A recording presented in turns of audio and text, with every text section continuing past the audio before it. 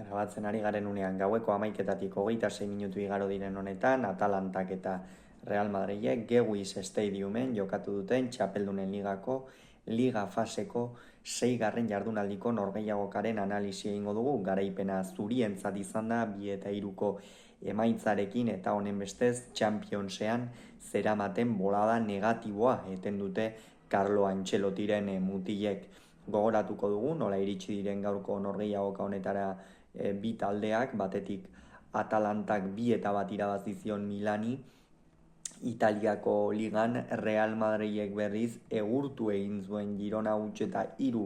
irabazi zion Montilibbin, eta honen bestez bi taldeak euren ligetan dinamika positiboan iritsi dira gaurko norgehiagoka honetara. Esango genuke Real Madridek behar gehiago zuela irabazteko. 11koak hauexek izan dira, Gasperinik bere ohiko 3-5-2 sistema sendo horretan karnes etxi izan du atepean, 3 erdiko atzelarirekin, eskuinaldetik Dinimilisti, Hien eta Kolasinac, zelai erdian Derron eta Ederson izan dira, apur bat aurreratuago Pasali, txegaletan eskuinaldetik Belanova eta ezkerraldetik Ruggeri, eta goian De Ketelaer eta Lukman, naiz eta Lukman batzuetan eskuinaldera botatzen zen, De Ketelaerek ere hor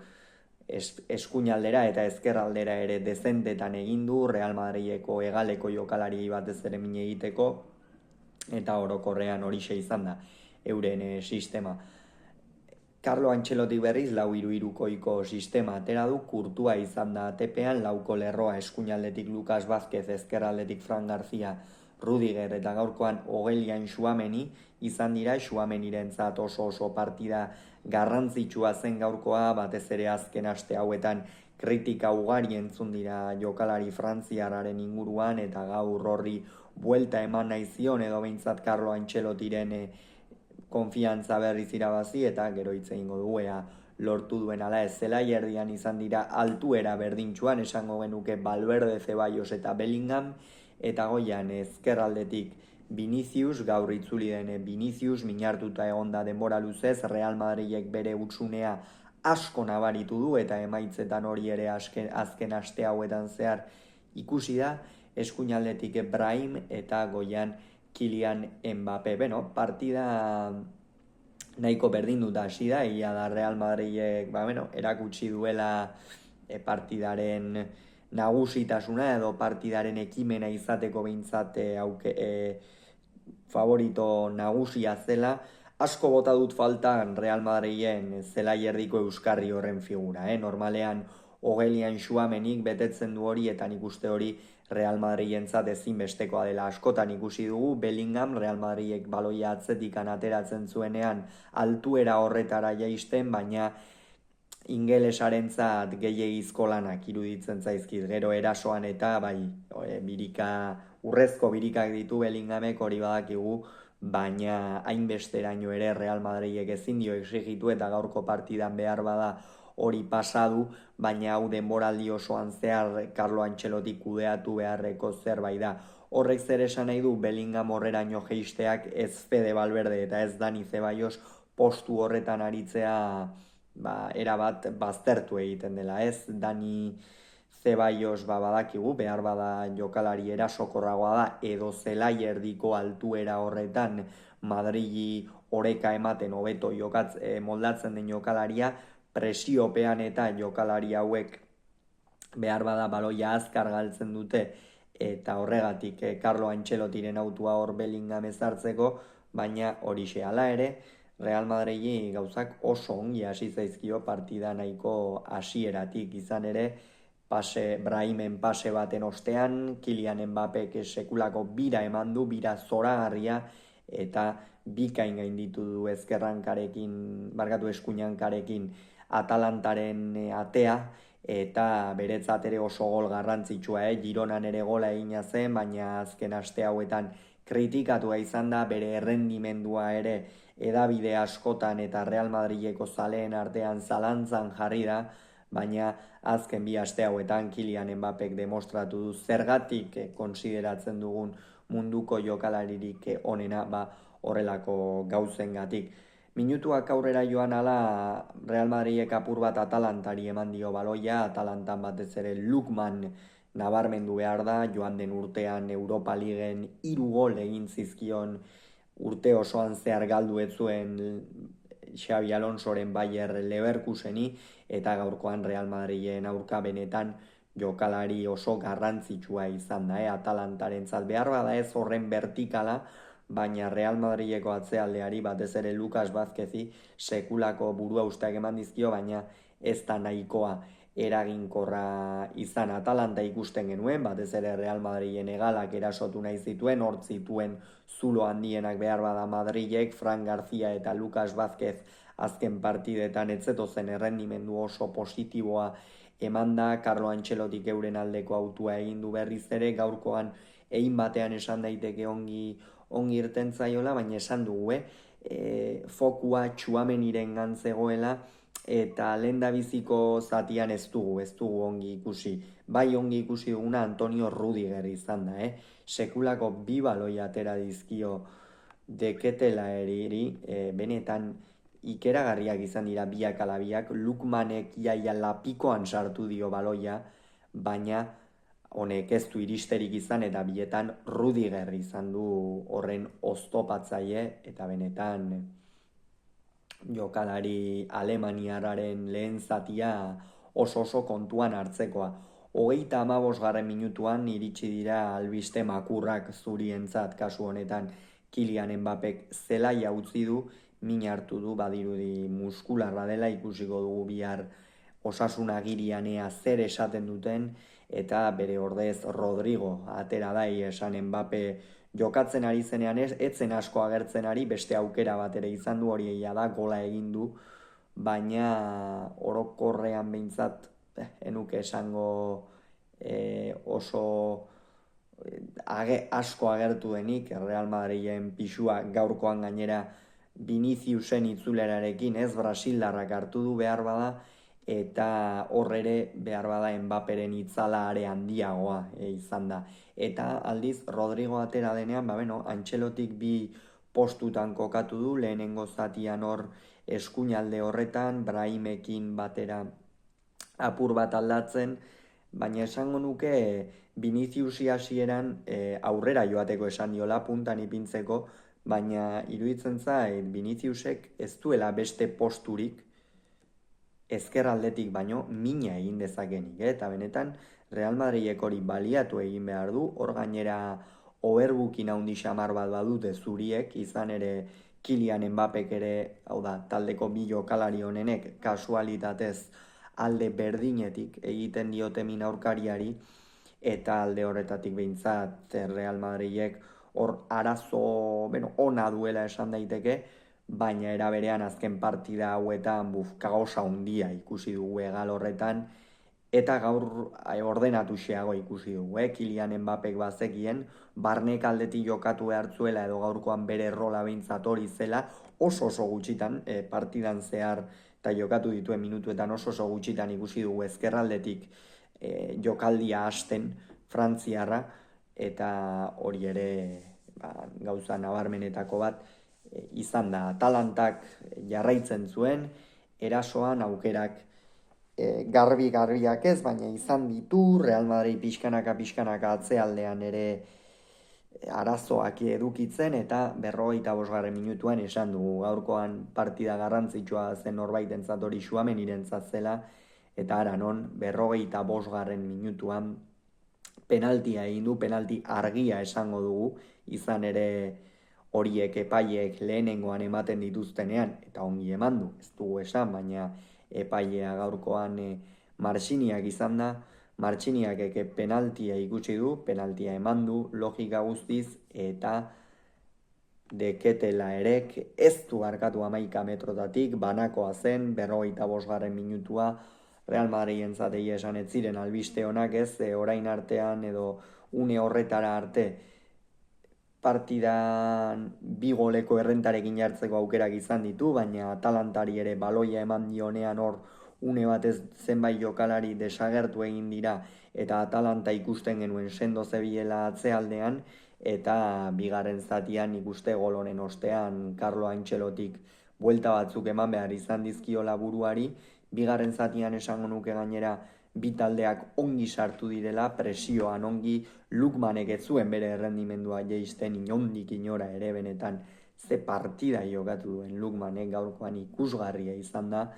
eta pixkanaka partida aurrera zioan enean, edozein entzat eror zitekeen ikusten zen akats batek gauza asko erabazki zitzakela, eta aranon 56. minutuan Atalantako jokalari baten oinean jodu baloiak, Vinicius area barruan zegoen, ez zegoen jokozkanpo, Brasildarrak hartu eta esan daiteke Atalantako jokalari baten pasearekin gola egin du, 1-2 zen Real Madridentzat, egia esan zurientzat oso albiste onak, Atalantarentzat oso txarrak, bi golak esan baitaiteke egin batean atzealdearen intentsitate faltagatik edo iritsi direla, ez lehena Kylian Mbappé gehia da, bira oso ona eman duela, baina hor beste jokalari bat baldin bazegoen behar bada ez zuen hainbesteko erraztasuna izango jaurtitzeko, eta bigarren honetan berriz ez da nahita egindako akas bat izan, baizik eta erabate rebotean jo dio baloia, zorte oso txarra izan du, eta 1-2 egin du Real Madridek. 58. minutuan iritsi da Atalantaren lehen aldaketa, Pasalitzek utzi du zelaia, egia esan lehen zati nahiko diskretua izan du orokorrean, lehen zatian Atalantan esango genuke hegaleko jokalariak aritu direla hor apur bat nabarmentzen edo, eta gero Lukman izan da bestea, deketela ere lehen zati ona egin du, baina esango nuke Lukmanen oinetatik pasa direla jokaldi guztiak, eta bere ordez Samardžić atera da, egia esan ez du, partida hain batean aldatu duela esan daiteke, baina aranon Real Madridek behin golaren bidea hartu duenean, Viniciusek sekulako baloia sartu dio Jude Bellingami, eta ingelesak sekulako kontrola egin du, area barruan sartu, izkin egin eta ezkerrez bikain gainditu du Atalantaren atea, esan ingelesaren, Ingalaterraren partida ikeragarria izan da,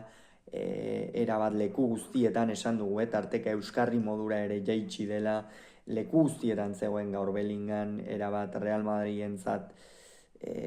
figura konstantea izan da, eta horiek albiste pozgarriak dira Carlo Ancelotirentzat, ez? Azken aste hauetan ere Bellingham, ez zebilen bere errendimendurik onena ematen, burumakurri ikusten zenbait partidetan, lehengoan esan daiteke Gironan irrifarra berreskuratu zuela, eta gaur gol batekin eta horrez gain, esango nuke Real Madrideko jokalaririk onena ere bera izan dela, Jude Bellingham. Baina hortikan aurrera Real Madridek apur bat intentsitatea ere jaitsi du, une batez, eta Samardžićek baloi bat jarri dio Lukmani, eta Lukmanek lehen zatian lortu ez duen gol hori, baina saiatu den hori, hor 75. minutuan erdietsi du, 2-3 zen, oraindik Atalantak bazuen denbora, beste aldaketa bat ere egin du, eskuinaldeko jokalari guztiak aldatu ditu hain zuzen ere Dijimsti, deketela ere eta Belanova, egia esan eskuinalde horretatik ikusi du Jasperinik min egin zezaketela, Dijimistiren partida egia esan nahiko eskasa izan da, Real Madriden golak esan daiteke batean atzealdearen akatsetatik iritsi direla, eta hor baloia ateratzean eta bai, nahiko ongi ikusi dugu parte hartzaile, baina gainontzean defentsan eta nahiko ahul Dijimisti, eta deketela ereren partida ere azpimarratu nahiko nuke, izan ere iruditzen zait jokalari honek partida ona egin duela, hor pare bat baloi izan ditu, Rudigerrek, lehen esan dugun Rudigerrek oso ongi gurutzatu eta moztu dituenak, baina gero penaltiarekin apur bat orekatu du, lehen zatian izandako aukera horiek eta sartu ez diren aukera horiek, eta azkenik Belanovaren partida oso diskretua izan da, ez da agertu jokalari italiarra, eskuinalde horretatik esango nuke Rugerik askoz ere protagonismo gehiago izan duela, eta hain batean esango nuke hor Fran Garziaren utsunea edo ikusten zutela 2 eta 3 eta denen bila joan da inongo zalantzari gabe Jasperini une horretan, eta Kosonu, Retegi eta Zapakosta atera dira, beno, hiru hauek egia esan aukerak izan dituzte, Zapakosta batez ere eskuinalde horretatik eta ongi igotzen, area eta asko zapaltzen hori eskatzen zion, ez? Jasperinik area zapaltzeko, Retegi bera ez du ikusi, ez du aukerarik izan, eta Kosonu ere nahiko diskretu ikusi dugu, minutu horietan. Minutuak aurrera joan ala Atalanta hortzak estutzen ari zen, Real Madrid arean ari zen hortzak estutzen, Antxelotiren entzatezen egoera erraza, eutsi egin nahi zioten, bestela horrek Atalantak bi golen aldea buelta ematea izango zatekeen, eta hori noski Madrilarrek ez zuten nahi, eta 83. minutuan Dani Zebaiosek min hartu du, eta horrekin batera Antxelotik aldaketa bikoitza egiteko baliatu du. Batetik Brahim kendu eta Zebaios sartu du, Brahim kendu eta Asensio sartu du, eta Zebaios kendu eta Luka Modric sartu du. Beno, Brahimen partida ona izan da. Brahim nik uste Arda Gülerria da postua jana dela, oso errendimendu ona ematen ari da Malagarra, esango nuke Real Madrilen dagoen jokalaririk onenetako bat dela,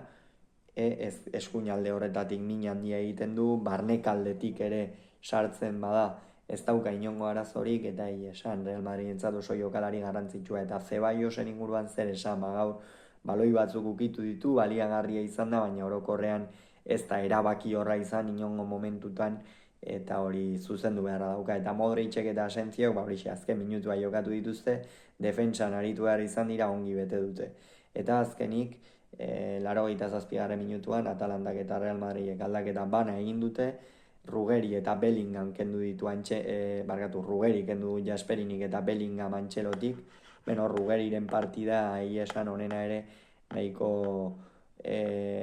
ona izan dela esan daiteke, ezkerralde horretatik eta nahiko erasokor ikusi dugu, baina ja da erasora joan beharra zeukan, Zaniolo atera du, baina honek ere ez du funtzionatu, eta Bellinghamen partida hitz egin dugu, esan partida antologikoa egin du hor Euskarri postu horretara, eta jaitsiz tarteka gero zelaierdia baloi guztiak eramaten zituen, denak borrokatu gaur, ia dena atera zaio Bellinghami, eta partida oso ona jokatu du Ingalaterrarak, eta Arda Güler atera da, honek ere aukera gutxi izan ditu. Beno, Real Madrilentzat garaipen oso garrantzitsua, Atalanta une honetan 9. postuan geratu da, playoffeko lehen postua okupatuz, eta Real Madrid 18. geratu da 9 punturekin, horixe beraz, hauxe beraz esan beharreko, aurrengo nahiago izango zuen, bitartean izan agur.